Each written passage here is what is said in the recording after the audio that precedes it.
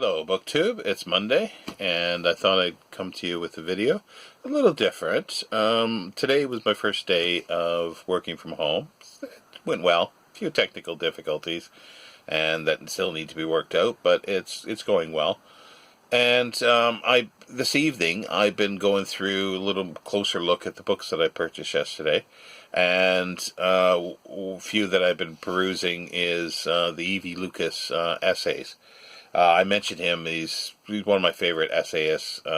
He was a late Victorian, early Edwardian, Edwardian writer and humorist. He was born in 1868, died in 1938. His first job was an apprenticeship at 16 to a bookshop. So great start. He then became a journalist. He wrote a biography or so, and wrote a lot of essays during that time, and he edited the works of Charles Lamb. He started working for Punch, and he stayed there for the rest of his life. He also was a reader for Methuen, and became Methuen Publishers, and became was on their board eventually. He was like many late Victorians who E.V. Lucas never slept, never ate. He read and wrote 40 hours out of every 24. At least it seems that way, because otherwise I can't explain how somebody keeps a job and does everything else, has a life, and writes over 150 books in their lifetime. As well as, and that's not the end of it. It's all the reading, the letter writing that he would have done, and his work. It's just phenomenal. But I've picked up Domesticities here, and a little book of household impressions by Smith, Elder and Company, 1900. It's a nice little tiny book. It's a bit rough. As you can see, there's a blistering of the cloth, and somebody has like there's liquid that's been dropped on it. But I like the little embossed initials, E.V. Lucas. It's rough on the back, and there's a few blisters on the back cloth as well. Some fading. But there's 11 essays in here, and I thought I'd come every day and we'd discuss one of the essays. Until either I get tired of it or you do and tell me to shut up. Well, in a nice way, hopefully. The first one is concerning toast.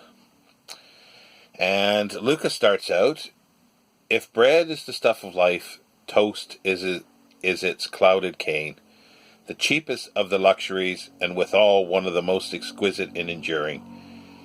To set but a low value upon toast is to expose one's deficiency in right appreciation. He goes on to quote Mrs. Beeton, the Venerable Beeton of household management. To make dry toast properly, a great deal of attention is required, much more indeed than people generally suppose. Never use new bread for the making of any kind of toast, as it renders it heavy, and besides it is very extravagant. Day-old toast, day-old bread is the best. And he goes on, bread is allowed to gradually to color, so do it slowly. And it needs to be crisp. And, if it's limp and tough and indignant, moreover, the mastication of it makes no sound, so if it becomes limp, if it's been sitting too long. And then he says, now the noise from good toast should reverberate in the head like the thunder of July. He then goes on to quote a writer from The Spectator. Now, this is not The Spectator of 1711, 1710, of Addison and Steele. This is another incarnation of it that started, or second or third, if possible, incarnation that started in the 19th century. Early, about 1830s, I believe it started. Somebody started it again, and then it went through a couple changes. So he's talking about a late Victorian publication called The Spectator. And he's referring specifically to a writer, the late Mr. R.H. Hutton. R.H. Hutton. And he says, true toast is classical, severe. Toast, we need not say, should be thin, crisp, wafer-like, as well as embrowned, fresh, and hot. It says, for the true intention of toast, its meanings are raison d'etre, is to extinguish the foodie, solid taste which belongs to bread, and to supply in its place crisp, light, fragrant, evanescent, spiritualized, crisp affair, the mere scent and sound of which suggests the crisp, pleasant, light chat of easy morning or evening conversation. Lucas disagrees with this a little bit, and he says, the spectator's enthusiasm is noble, but he says toast should not be wafer-like nor crisp throughout. On the contrary, it should be cut just thick enough to leave in its very inward midst the merest tissue of soft bread, if only by way of compliment to the butter spread upon it, which thereby gains its flavor. And he talks about, the center layer of soft bread lends its unity and preserves enough moisture to influence the whole. When the original bread intervening between the toast surfaces is more than a mere hint, then indeed has the toaster failed with ignominy. That, as the Spectator says, is an anomaly like dancing in thin boots surmounted with heavy gaiters. And he talks about that toast is one of the few delicacies that can be made better by the amateur than the professional. But he does talk about hotels and some restaurants that can make really great toast. But just as every man believes himself to be excelled by no one in arousing a dying fire, so does every man believe himself to be the finest hand in the world of making toast. That the first conspicuous failure as a maker of toast was Alfred the Great is one glowing historical fact which is common to all grades of intellect.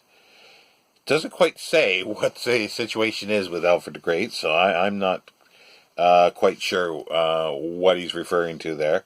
But he goes on to say blackened toast is not nice, but compared with the sin of smoking it, blackening toast is a bagatelle. Burnt toast can be scraped and rendered passable, but by no means can toast be cleansed of smoke. Now he talks about how the best way to make toast, and he talks about is a toasting fork. And he goes into some details of how best to have the bread on the fork, the toasting fork, and the angle to have it on the fire to make sure you get it nice brown in a certain way, and the crispiness that he talks about. But he also has a footnote, an interesting footnote here, from a letter from Charles Dickens, talking about a toasting fork, and it says toasting forks have other uses. One of these is illustrated by a letter by Charles Dickens to the late James T. Fields, an American publisher. Dickens wrote, "I dreamed that somebody was dead. It was a private gentleman and a particular friend, and I was greatly overcome when the news was broken to me very delicately by a gentleman in a cocked hat, top boots, and a sheet. Nothing else." "Good God," I said, "is he dead?" "He is as dead, sir," rejoined the gentleman as a doornail.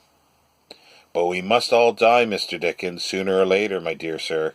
"Ah," I said, "yes, to be sure, very true." "But what did he die of?" The gentleman burst into a flood of tears and said, in a voice broken by emotion, he christened his youngest child with a toasting fork.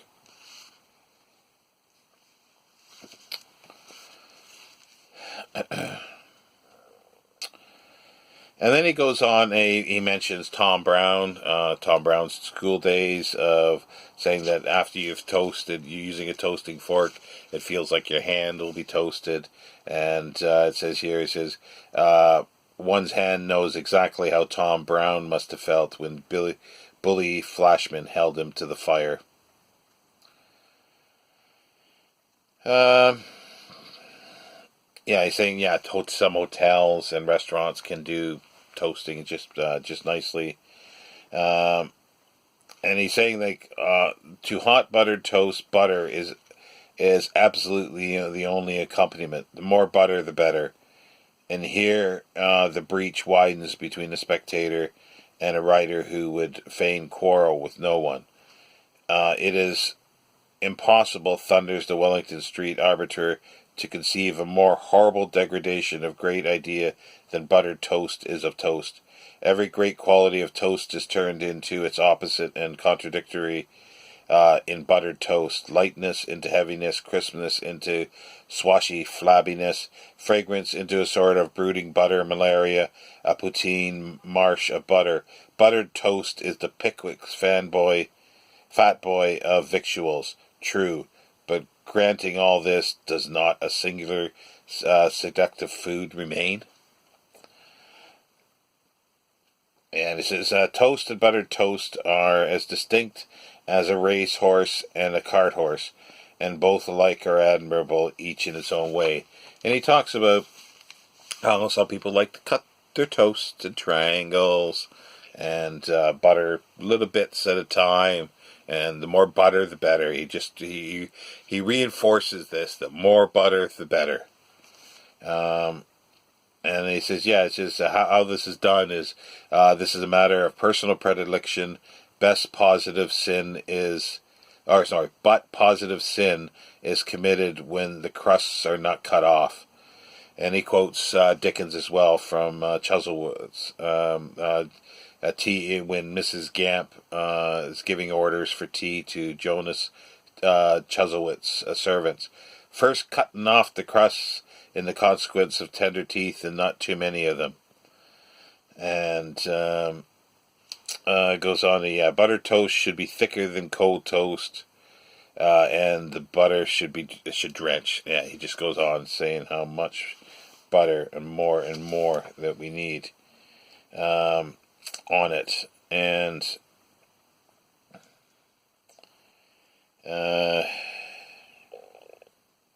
and then he goes on to more Pickwick Care. A doctor is called in to see a patient who is not feeling well. Doctor asks him what he's eaten, and he says, roast veal and so forth. And then he says, but I have my nightly 4 toasted crumpets. And the doctor said, that'll kill you. Give it 6 months and you'll be dead. And the patient is just flabbergasted, thinking that it's wholesome. They're wholesome, isn't it? No, the doctor's saying it's horrible. And then he says, how many crumpets at a sitting do you think it'd kill me off at once? Says the patient. I don't know, says the doctor. Do you think half a crown's worth would do it? Says the patient. I think it might, says the doctor. 3 shillings worth it'd be sure to do it, I suppose, said the patient. Certainly, says the doctor. Very good, says the patient. Good night. Next morning he gets up, has a fire lit, orders in 3 shillings worth of crumpets, toasts them all and eats them all, and blows his brains out. What did you do that for? Inquired Mr. Pickwick abruptly, for he was considerably startled by the tragical termination of the narrative. What did you do that for, sir? Reiterated Sam. Why, in support of his great principle that crumpets was wholesome, and to show that he couldn't be put out of his way for nobody. And then he talks about a hot buttered toast house called Tysons Restaurant in Rook Street, Manchester. And sounds like an interesting character, the Tyson, the proprietor. He would take no nonsense from customers. Customer would ask, I want a steak, quick. So he would throw on a raw piece of meat onto the table. And the customer's flabbergasted, well, what am I going to do with that? It's raw. Yeah, well, if you want it quick, it's the only way you're going to get it. And if somebody pulls out a letter and starts reading, he gets kicked out and he says, this is a restaurant, not a library. And so forth. And apparently, one of these restaurants showed up or opened up near St. Paul's Square. Didn't last, he says.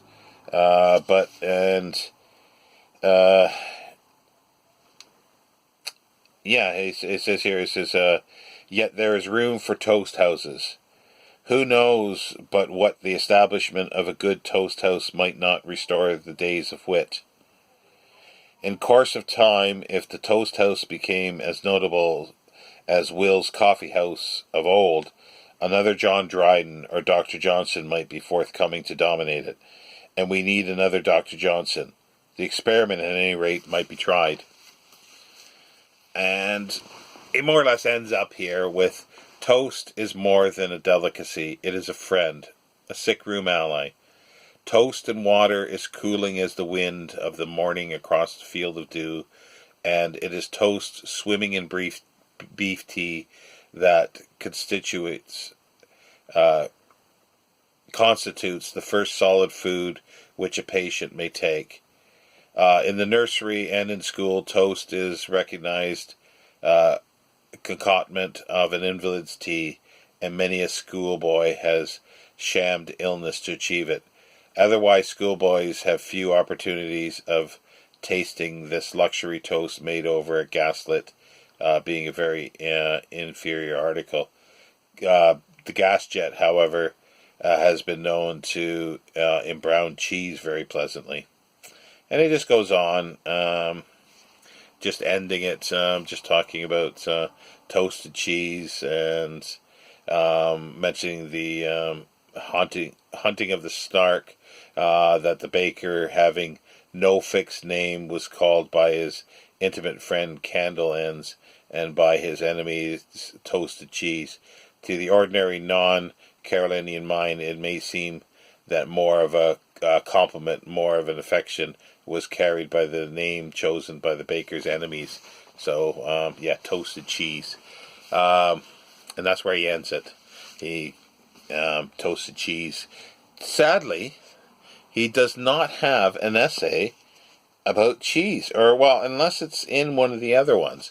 But there is no essay about cheese, and especially toasted cheese. I don't know. I find that just charming. And he is just full of essays like this, and these are the essays that I thoroughly enjoy reading. I also like the the book review type essays, literature, but these which I call sort of, for lack of a better name, occasional essays, because I don't know what if there's a specific term for them. If somebody knows, then please do shout out in the comments. Or if you like this kind of thing, do you want me to continue with the essays in here? It continues with concerning breakfast, concerning walks, concerning tea, concerning school hampers, concerning catalogs, concerning clothes, concerning fires, concerning correspondence, concerning animals, concerning the miseries of life, and concerning a gentle advisor. The 11 essays in here. And as I say, I could do this every night. We could do one of these. But that takes me 20 minutes, so it doesn't take you much more actually than to read it. But it's just fun. I just love his references. And it just the cheekiness of it, and the wit that's in there. But anyway, stay safe, everybody, and have a good evening.